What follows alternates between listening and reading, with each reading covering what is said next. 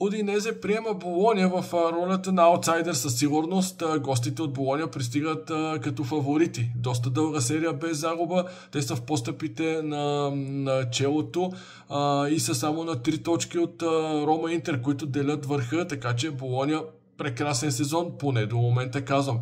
Тук ще играе гол-гол, както знаете, това не е любимия ми пазар, дори напротив, но за коефициент около 1,91 надявам се да излезе. Удинезе в последното си домакинство спечели срещу Аталанта, т.е. отбеляза гол, така че се надявам и този път да го направи.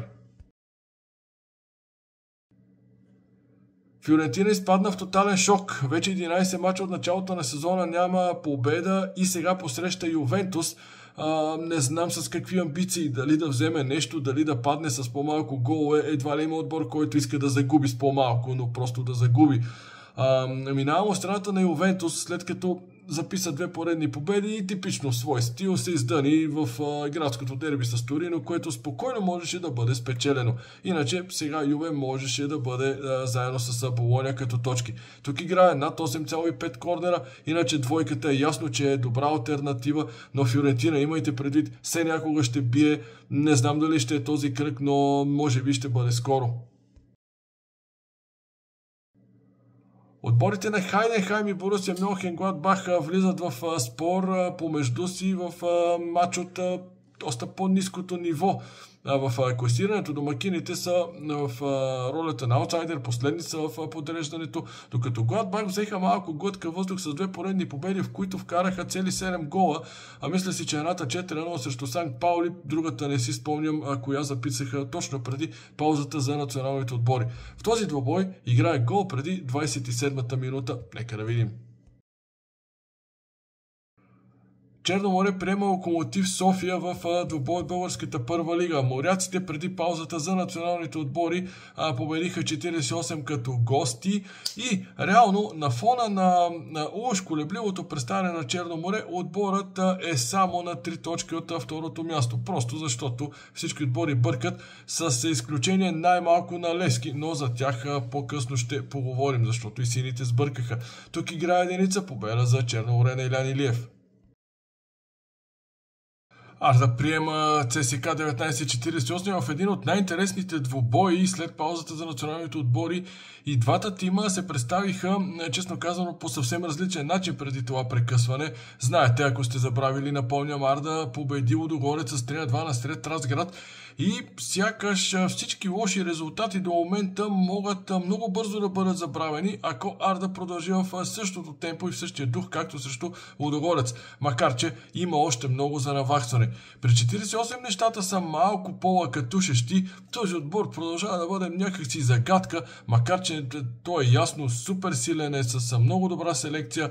Май треньорът в лицето на Иван Стоянов не е от със сигурност най-опитните, защото той няма много голям опит на фона на всички си останали колеги.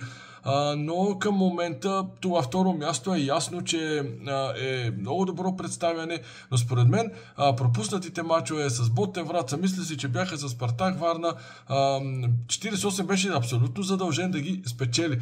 Тук играе X2 под 3,5 гола, защото ми се струва, че в трети пореден двубой 48 да не спечели ще дойде в повече. С ясното обаче уточнение, че Арда продължава да бъде много силен отбор. Това, че се намира на въпросното място в класирането, не отговаря според мен на възможностите на този тим. Байер Мюнхен е фаворит срещу Фрайбург. Здравейте! Това е двубой от 11-я кръг в немската Бундеслига. Точно преди паузата за националните отбори, от двубой от 10-я кръг баварците стъпиха на криво за първи път. Направиха равенство срещу Унион Берлин 2-2 и така след 9-те си поредни победи направиха първо равенство. Все някога Байер щеше да сбърка. Това е ясно. Въпросът е, че много рядко можем да ги хванем на къс пас, както се казва, за да се възползваме от по-високи коефициенти. Тук, както по традиция, в мачове на Байер ще потърся корнери над 8,5 корнера. Барселона, ето че най-после се случи това, което всички фенове чакаха, завръщането у дома на Камп Ноу. Тази събота срещу Атлетик Билбао Барса се завръща на обновения си стадион. Макар и с съвсем частичен капацитет, някъде около 45 000 ще имат възможност да наблюдават този двубой, тъй като все още се изчакват допълнителни лицензии за цялостното пускане в експлоатация на стадиона. Все пак Барса ще се завърне у дома след повече от 2 години и половина отсъствие. Така че тук, колкото и труден съперник да е Атлетик Билбао, смятам, че Барса ще направи всичко възможно при това някакси преоткриване на стадиона да се представи подобаващо с победа. Имам 3 прогнози. Единица, втората прогноза е 1 и над 1,5 гола и третата прогноза е само над 1,5 гола за Барселона. И трите не са много високи, но смятам, че са напълно логични. Съботното дерби в немската Бундеслига противопоставя Борусия Дортмунд и Штутгарт. Двата отбора са трети и четвъртия временното класиране с еднакви точки по 21. И ще ви кажа, моята първоначално мнение за двубоя беше, че ще се повтори гостуването на Штутгарт преди 2 кръга на Лайпциг. Тоест да играе единица, както тогава играх за Лайпциг, сега да играя за Борусия Дортмунд. Нещо обаче ме накара да се разколебая и заложих на уж по-сигурния вариант, да видим дали е такъв, 1 хикс под 3,5 гола. Тоест, виждам разлика между Лайпциг и Дортмунд. Вероятно, тогава смятах Лайпциг просто за твърда единица. Тя така се и оказа. Тук не съм убеден дали Дортмунд ще спечели, но ако искате моето мнение за краен знак, според мен клони към единица. Но аз пак ви казвам 1 хикс по 3,5.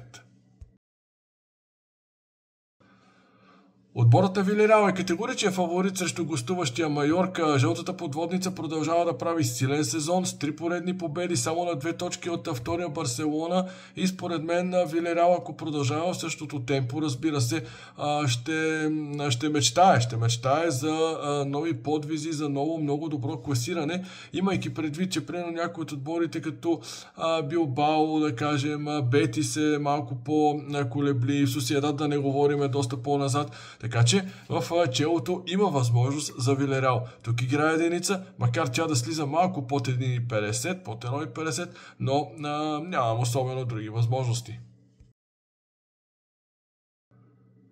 Волсбург приема Байер Леверкузен в двубой от немската Бундеслига. Тук волците са в доста окаяно състояние. Малко ги явно си сменят козината. Покъсаха ги волците в последно време. 4 загуби в последните 5 двубоя, ако не се лъжа. И те със сигурност в ролята на аутсайдери. Но подминавам двойката тук и въобще разглеждането на краен знак за този двубой ще играя. Първото по време над 4,5 корнера. Стори ми се много добър коефициент над 1,90, забележете, нещо, което може да излезе с лекота, а може пък и да се запъне и да няма корнери, но аз залагам така. Калери приема Дженуа в двубой от италианската серия А и тук, както подобно на някои двубои и от Испания, и от Бундеслигата, овърът е страшно бомбастичен.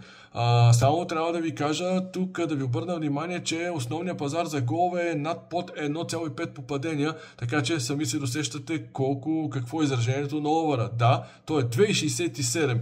Играе овър, със сигурност въобще не е сигурно дали този пазар би излязал или не, но овър за 2,70, извинявайте, но това е наистина наше задължение да го играем, разбира се, не с много пари. Нека да видим тези два отбора дали могат да направят чудото и да вземат да си вкарат 3 гола в матча. Кьолн посреща Айнтрахт в двубой, в който според мен е възможно да имаме равнопоставена битка, но както го казвам, ще вземе един да бие с 3-4 гола разлика и после пак, нали? Откъде да знам реално как биха завършили Кьолн и Айнтрахт. Казвам моето предположение. Той е гол след 76-та минута. Кьолн по принцип е малко по-разколебани, ако трябва да ги сравняваме чисто статистически, защото не съм гледал и 5-те последни мача нито на Кьолн, нито на Айнтрахт. Надявам се вие да сте, ще се очудя ако е така. Айнтрахт е в по-добрата серия, в последните си 4 двубоя не записа поражение. Това са чисто статистически факти. Да видим този гол дали ще падне в последните 15 минути от мача. Наполи срещу Аталанта. Този двубой в последните няколко сезона беше с характера на едно от големите дербита в италианския футбол. Сега не е така, най-вече заради представянето на Аталанта, който продължава да крета в 13-то и надолу място в класирането. Доста дълга серия без успех. Бергамаските този сезон ще берат в кавички казано плодовете от разделата с Гасперини и въобще промените в клуба, в отбора, така че може би ще имат нужда от време да преболедуват тези големи промени. Тук ще играе единица. Единицата е около 2,25, почти фамозен коефициент. Може би още така карат букмейкерите по инерция заради името Аталанта. Дава толкова висока единица. Да, Наполи сбърка в последните матчове. Там имаше хик с Комо, загуби от Болония, но това не го прави много по-слаб отбор. Тук Наполи според мен е дължен да спечели едно. Осасуна е домакин на Реал Сосиедад в двубой, който ни дава няколко много интересни и според мен атрактивни възможности. Една от тях е за овър. Казвам го още в началото, няма какво да шикалкавим. Тук играе овър, който надминава, приятели, над 2,30 коефициент. Има много такива двубои, някои са в моето полезрение в съботно и неделния тираж, така че това е един от тях, който наистина много висока и коефициент, който си заслужава. Домакините са в така по-лоша серия, след като в последните 4 двубоя записаха цели 3 загуби и се свлякоха доста надолу в класирането. На другия полюс е Реал Сосиедад, който знаете доста време, доста десетина мача от началото на сезона, тънеше в някаква посредственост, но сега полека-лека започна да излиза от нея. Тук овър. Съботната права колонка с сравнително ниски коефициенти, но пък за сметка на това уж минава в графата сигурни. Казвам уж, защото тези, които ви казват, че има сигурни мачове, ви лъжат. Тези, които ви продават мачове за сигурни, отново ви лъжат. Ние вече 8 година, всеки ден сме тук пред вас с лицата и имената си и казваме, че няма сигурни мачове. Нито продаваме мачове, как прозвуча, само продаваме се, едно сме от времето на Коце, Маце и Беласица на стадион Цар Самуил, но тези, които с групи, канали и ви обещават, че ще ви кажат как ще завършат Астера с Триполи срещу Ламия, повярвайте, няма никакъв шанс. Просто си давате парите, ама като имате, давате. Така че дайте го малко по-лабавичко, както се казва, за забавление, защото няма сигурни мачове.